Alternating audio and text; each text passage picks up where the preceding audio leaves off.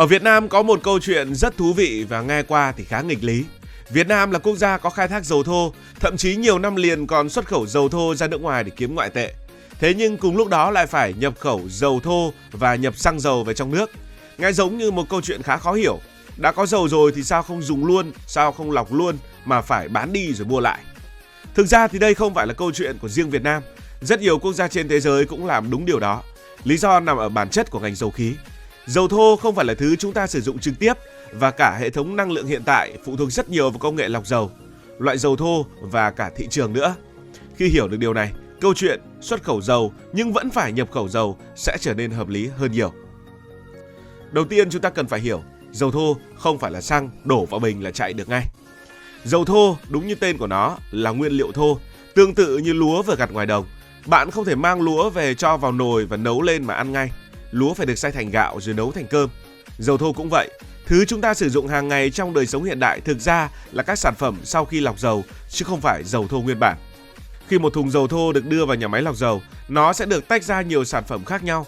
Trong đó có xăng để chạy ô tô, dầu diesel cho xe tải và tàu biển, nhiên liệu máy bay cho hàng không, khí hóa lỏng để đun nấu, nhựa đường để làm đường và rất nhiều loại hóa chất phục vụ cho công nghiệp. Một thùng dầu thô có thể sinh ra hơn chục loại sản phẩm khác nhau. Chính vì vậy, có dầu thô không đồng nghĩa với có xăng để mà dùng ngay.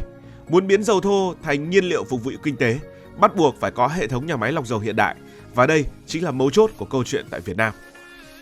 Trong nhiều năm sau khi phát hiện dầu ở thềm lục địa phía Nam, Việt Nam chủ yếu khai thác dầu thô rồi xuất khẩu ra nước ngoài. Lý do đơn giản là thời điểm đó, Việt Nam chưa có nhà máy lọc dầu. Phải đến năm 2009, Việt Nam mới đưa vào vận hành nhà máy lọc dầu đầu tiên, đó là Dung Quất ở Quảng Ngãi.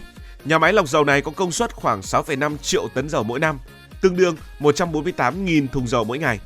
Đây là một cột mốc rất lớn trong lịch sử dầu khí Việt Nam, bởi lần đầu tiên chúng ta có thể tự lọc dầu trong nước. Sau đó gần một thập kỷ, Việt Nam tiếp tục có thêm nhà máy lọc dầu Nghi Sơn tại Thanh Hóa. Nhà máy này lớn hơn với công suất khoảng 10 triệu tấn dầu mỗi năm, tương đương khoảng 200.000 thùng dầu mỗi ngày. Nếu cộng cả hai nhà máy lọc dầu này lại thì tổng công suất lọc dầu của Việt Nam rơi vào khoảng 16,5 triệu tấn dầu mỗi năm. Nghe con số này có vẻ lớn, nhưng khi so với nhu cầu năng lượng của nền kinh tế thì vẫn chưa đủ. Hiện nay, tổng nhu cầu xăng dầu của Việt Nam đã lên đến 22 đến khoảng 25 triệu tấn mỗi năm, thậm chí còn tăng dần theo tốc độ phát triển kinh tế và số lượng phương tiện giao thông. Điều này có nghĩa là dù hai nhà máy lọc dầu hoạt động hết công suất, Việt Nam vẫn thiếu từ 30 đến 40% nhu cầu xăng dầu. Phần thiếu đó phải được bù đắp bằng cách nhập khẩu từ nước ngoài. Vì vậy nên Việt Nam vẫn nhập khẩu xăng dầu từ các trung tâm lọc dầu lớn trong khu vực như là Singapore, Hàn Quốc, Trung Quốc hoặc Trung Đông. Một yếu tố thú vị khác trong ngành dầu khí mà ít người để ý đó là dầu thô trên thế giới thì không giống nhau. Mỗi mỏ dầu có đặc tính riêng, có loại dầu nhẹ, có loại dầu nặng, có loại chứa nhiều lưu huỳnh, có loại rất sạch. Những đặc điểm này thì ảnh hưởng trực tiếp đến quá trình lọc dầu. Nhà máy lọc dầu được thiết kế để xử lý một số loại dầu nhất định mà thôi. Ví dụ có nhà máy chuyên xử lý dầu nặng, có nhà máy ưu tiên cho dầu nhẹ. Nếu đưa sai loại dầu đầu vào, hiệu quả sẽ giảm đi và chi phí sẽ tăng lên. Điều thú vị là dầu thô của Việt Nam, đặc biệt từ mỏ Bạch Hổ, thuộc loại dầu nhẹ, ít lưu huỳnh và khá chất lượng. Loại này rất được các nhà máy lọc dầu quốc tế ưa chuộng vì dễ chế biến và cho ra nhiều sản phẩm có giá trị cao. Chính vì vậy, nhiều khi việc bán dầu thô của Việt Nam ra thị trường quốc tế lại mang hiệu quả kinh tế tốt hơn. Trong khi đó, các nhà máy lọc dầu trong nước có thể nhập những loại dầu phù hợp với thiết kế của họ để vận hành hiệu quả hơn. Một ví dụ điển hình là nhà máy lọc dầu Nghi Sơn. Nhà máy này ban đầu được thiết kế chủ yếu để xử lý dầu thô từ coet, một loại dầu khá phổ biến ở Trung Đông. Điều đó có nghĩa là dù Việt Nam có dầu của mình, Nghi Sơn vẫn cần nhập thêm dầu từ Trung Đông để đảm bảo vận hành tối ưu. Và một nhà máy lọc dầu không giống như một xưởng sản xuất nhỏ có thể bật tắt linh hoạt. Đây là những tổ hợp công nghiệp cực kỳ phức tạp và đắt đỏ. Muốn nó chạy liên tục mà thiếu hàng thì phải nhập. Nhà máy lọc dầu Dung Quất có tổng mức đầu tư khoảng 3 tỷ đô la Mỹ, còn Nghi Sơn là khoảng 9 tỷ đô la Mỹ. Khi một nhà máy lọc dầu đã vận hành, nó gần như phải chạy liên tục 24 giờ mỗi ngày, quanh năm suốt tháng. Việc dừng máy hoặc là giảm công suất không chỉ gây ra thiệt hại kinh tế lớn mà còn ảnh hưởng đến toàn bộ hệ thống kỹ thuật. Vì vậy, các nhà máy lọc dầu cần nguồn dầu thô ổn định và liên tục. Trong khi đó, sản lượng dầu thô khai thác của Việt Nam lại đang giảm dần theo thời gian. Vào khoảng năm 2010, Việt Nam đã từng khai thác khoảng 16 triệu tấn dầu mỗi năm. Nhưng sau nhiều năm khai thác, nhiều mỏ dầu lớn đã bước vào giai đoạn suy giảm tự nhiên. Đến những năm gần đây, sản lượng dầu thô chỉ còn khoảng 9 đến 10 triệu tấn mỗi năm. Nếu chỉ dựa vào nguồn dầu trong nước, nhiều lúc các nhà máy lọc dầu sẽ không đủ nguyên liệu để chạy ổn định. Vì vậy, việc nhập dầu từ Trung Đông, Mỹ hoặc châu Phi trở thành một giải pháp bình thường trong ngành công nghiệp năng lượng. Đừng tưởng rằng mỗi Việt Nam làm như vậy, bởi vì đây là một mô hình không hề hiếm trên thế giới. Thậm chí có những cường quốc năng lượng cũng làm điều này. Ví dụ như Mỹ. Mỹ hiện là quốc gia sản xuất dầu lớn nhất thế giới, với sản lượng có lúc vượt 13 triệu thùng mỗi ngày.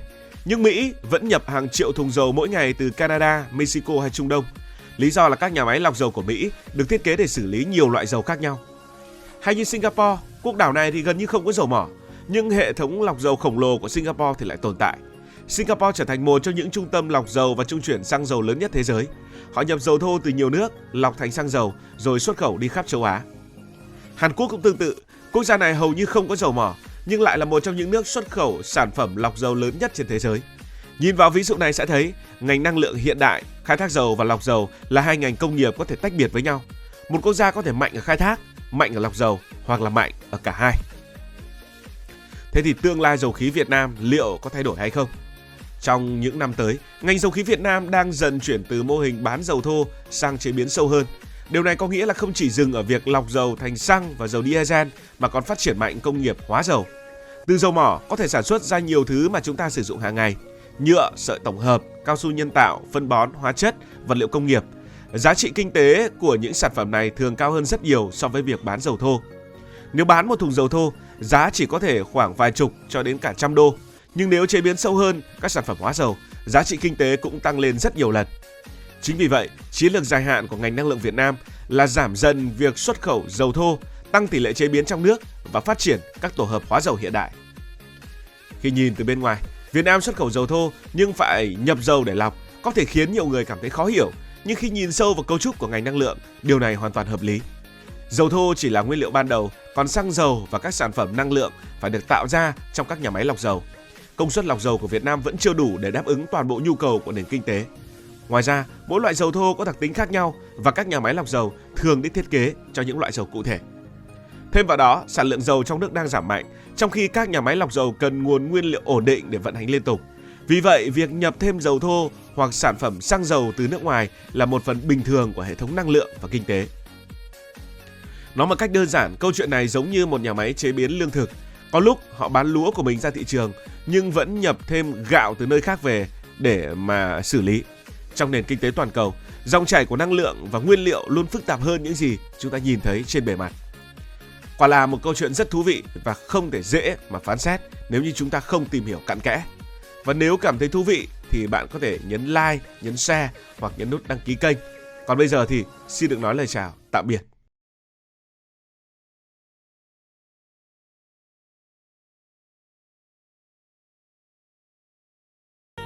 Cảm ơn các bạn đã dành sự đồng hành cùng Hải Thanh Story đi qua những vùng đất, khám phá những điều mới.